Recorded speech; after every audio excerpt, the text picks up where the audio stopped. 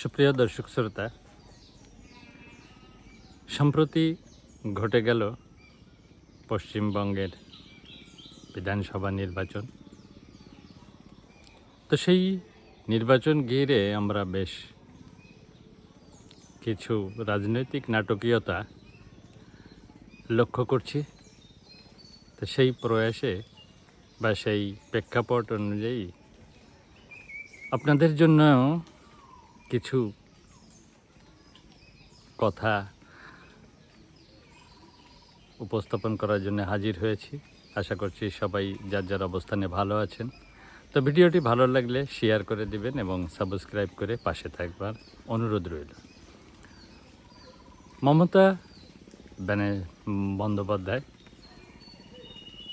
মমতার সংগ্রাম থেকে শাসন, শাসন থেকে প্রশ্নের আঙ্গুল, পশ্চিমবঙ্গের এক রাজনৈতিক চক্রের উত্থান পতনের গল্প। ক্ষমতা যতই উচ্চেই উঠুক, মানুষের অন্তর তার চেয়ে গভীর। দীর্ঘদিন ধরে জমে থাকা নীরবতা কখনো দুর্বলতা নয়, এটি একটি ধ্যান, এক অন্তর্গত বিচার প্রক্রিয়া। মানুষ বাইরে চুপ থাকে, কিন্তু ভিতরে হিসাব চলে কর্মের, আচরণের, সম্মানের। যে শাসন মানুষের হৃদয় স্পর্শ করতে পারে না, সে যতই শক্তিশালী হোক, ভিতরে ভিতরে শূন্য হয়ে যায়। ভোটার শুধু সংখ্যা নয়, সে চেতনা, সে স্রোত, সে সময়ের প্রতিনিধি। তার ধৈর্য নদীর মতো নীরব, বিস্তৃত, সহনশীল, কিন্তু এক সময় সেই নদী পথ বদলায়। আর যখন পথ বদলায়, কোনো দেয়াল, কোনো সিংহাসন তাকে থামাতে পারে না। বাঙালিয়ানা আধ্যাত্মিক রাষ্ট্রদর্শন বলে ক্ষমতা ধার করা, কিন্তু আস্থা অর্জন করতে হয় প্রতিদিন, প্রতি সময়। তাই শাসকের জন্য সতর্ক বার্তা: মানুষকে ছোট করে দেখো না, কারণ তার নীরবতাই একদিন সবচেয়ে উচ্চস্বরে রায় হয়ে ফিরে আসে। পরিবর্তনের বীজ কোথায় রোপিত হয়েছিল? এই মমতার শাসন আমলে দীর্ঘ প্রায় 30 দশক পশ্চিমবঙ্গ শাসন করেছে বামফ্রন্ট। তার প্রধান মুখ ছিল জয়তী বসু। এই দীর্ঘ শাসনের শেষ ভাগে মানুষের মধ্যে কিছু অসন্তোষ জমতে থাকে। শিল্পায়নের স্থবিরতা, কর্মসংস্থানের সীমাবদ্ধতা, প্রশাসনিক জড়তা, এই জমে থাকা ক্ষোভের মাটিতে দাঁড়িয়ে উঠে আসেন মমতা ব্যানার্জি, একজন রাস্তা লড়া করা আপসীন নেত্রী হিসাবে। পরিবর্তন ছিল এক আবেগ, এক প্রতিশ্রুতি। মমতার আন্দোলন শুধু রাজনৈতিক ছিল না, এটা মানুষের মনে আমাদের কথা কেউ বলছে, এই অনুভূতি সেই সময়ে তৈরি করেছিল। বিশেষ করে সিঙ্গুর ও নন্দীগ্রাম আন্দোলন, কৃষক ও সাধারণ মানুষের পক্ষে অবস্থান, মা মাটি মানুষ স্লোগান। এগুলো শুধু স্লোগান না, একটি নৈতিক প্রতিশ্রুতি ছিল, ক্ষমতায় এলে আমরা অন্যরকম হব। এই প্রতিশ্রুতি দিয়েই ক্ষমতায় আগমন।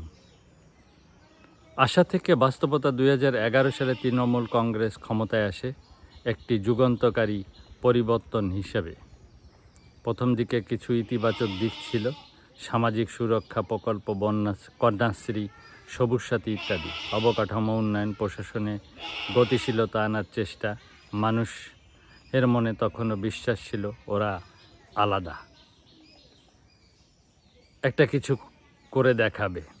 ধীরে ধীরে ফাটল, প্রতিশ্রুতি বনাম অভিজ্ঞতা, সময়ের সাথে সাথে সেই বিশ্বাস চির ধরতে শুরু করে। মূল অভিযোগগুলো ছিল: স্থানীয় স্তরে ক্ষমতার অপব্যবহার, দলীয় লোক ছাড়া কিছুই হয় না, প্রশাসনে প্রভাব ও দাদাগিরি, দুর্নীতি ও নিয়োগ কেলেঙ্কারি, চাকরি নিয়ে অনিয়মের অভিযোগ, যোগ্যতা নাই যোগাযোগ, এই ধারণা ছড়িয়ে পড়ে।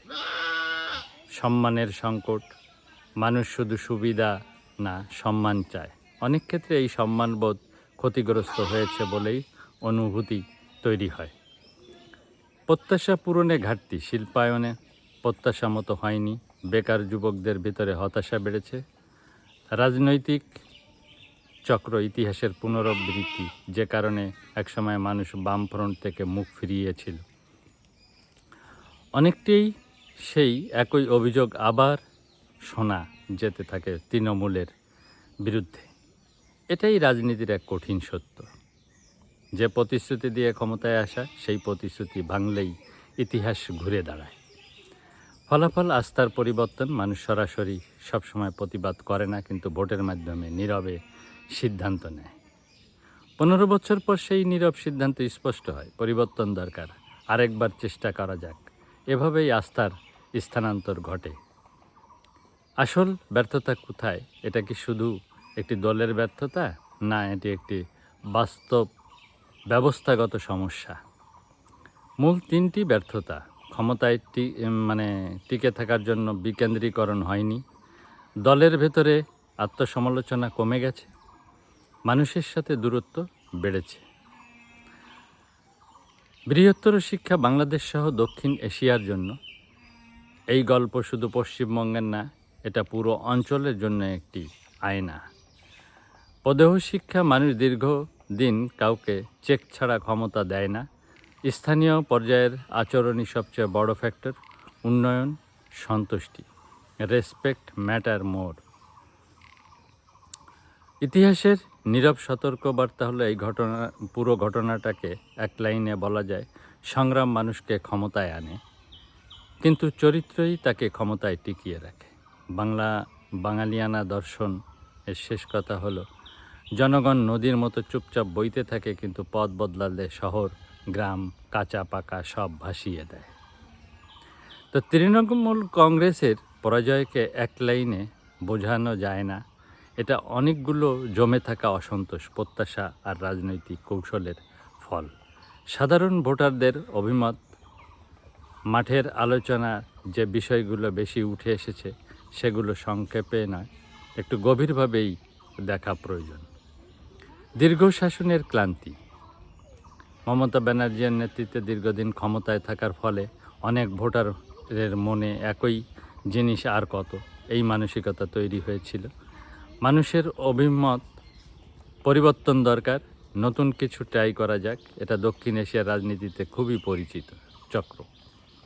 দুর্নীতি ও কেলেঙ্কারির অভিযোগ, বিভিন্ন নিয়োগ কেলেঙ্কারি, বিশেষ করে শিক্ষক নিয়োগ, স্থানীয় পর্যায়ে কাটমানি ইস্যু, এসব ব্যাপারে ভোটারদের মনে গভীর প্রভাব পড়তে শুরু করে এবং সেটা ভোটের ফলাফলে প্রভাব ফেলেছে। মাঠের ভাষায় চাকরি পেতে হলে ঘুষ লাগে, দলের লোক ছাড়া সুযোগ নেই, এই পারসেপশনটাই অনেক সময় আসল বাস্তবতার চেয়েও বড় হয়ে দাঁড়ায়। চাকরি ও অর্থনৈতিক হতাশা। যুবক সমাজের বড় অংশ মনে করছে পর্যাপ্ত চাকরি নেই, শিল্পায়ন আশানুরূপ হয়নি। ফলে একটা প্রশ্ন জোরালো হয়েছে, শুধু ভাতা দিয়ে কতদিন? স্থানীয় স্তরে দাদাগিরি ও সংগঠন নিয়ে ক্ষোভ। অনেক জায়গায় অভিযোগ ছিল স্থানীয় নেতাকর্মীদের প্রভাব বেশি, সাধারণ মানুষের প্রশাসনিক সেবা পেতে হয়রানির শিকার। ভোটারদের অনুভূতি, সরকার আছে কিন্তু আমাদের জন্য না। বিজেপির শক্তিশালী বিকল্প হিসেবে উঠে আসা। ভারতীয় জনতা পার্টি পশ্চিমবঙ্গে আগের তুলনায় অনেক শক্ত সংগঠন গড়ে তোলে। নরেন্দ্র মোদী এর জনপ্রিয়তা, কেন্দ্রীয় ক্ষমতার প্রভাব, এইসব মিলিয়ে তারা বিকল্প সরকার হিসাবে বিশ্বাসযোগ্যতা পায়। আগে যা ছিল টিএমসি না হলে কে, এবার হয়েছে টিএমসি না বিজেপিই আসুক। পরিচয় মেরুকরণের রাজনীতি। ধর্মীয় ও সংস্কৃতির পরিচয়ের প্রশ্নও ভোটে প্রভাব ফেলেছে, এটা অস্বীকার করা যাবে না। কিছু ভোটারের অভিমত, নিজেদের পরিচয় রক্ষা দরকার, রাজনীতি একদিকে ঝুঁকে গেছে। তবে এটাও পুরো গল্প না, এটা অন্যান্য কারণের সাথে মিশে কাজ করেছে। প্রচার ও নেরেটিভে পিছিয়ে পড়া। তৃণমূল উন্নয়নমূলক কাজ, রাস্তা, স্বাস্থ্য, ভাতা করলেও তারা অনেক ক্ষেত্রে মানুষের মনে সেই গল্পটা পৌঁছতে পারেনি। বিপরীতে বিরোধীরা দুর্নীতি ও ক্ষোভ ন্যারেটিভটা শক্তভাবে প্রতিষ্ঠা করেছে। রাজনীতিতে পারসেপশনই অনেক সময় রিয়েলিটি হয়ে যায়। তৃণমূলের হার মানে শুধু একটা দলের পরাজয় নয়, বরং এটা দেখায় মানুষ সে সম্মান, সুশাসন, সুযোগ চায়। শুধু ভাতা বা উন্নয়ন প্রকল্প যথেষ্ট না, স্থানীয় পর্যায়ের আচরণই শেষ পর্যন্ত ভোট নির্ধারণ করে। এই ফলাফল একটা পরিষ্কার বার্তা দেয়, ক্ষমতা যতই বড় হোক, মানুষের ধৈর্যের সীমা আছে। ভোটার চুপচাপ থাকে, কিন্তু একদিন হঠাৎ সিদ্ধান্ত নেয়। তো সুপ্রিয় দর্শক শ্রোতা, ভালো লাগলে ভিডিওটি শেয়ার করে দেবেন এবং সাবস্ক্রাইব করে পাশে থাকার অনুরোধ রইল। ধন্যবাদ। মালিক ভরসা, জয় জয় মালিক।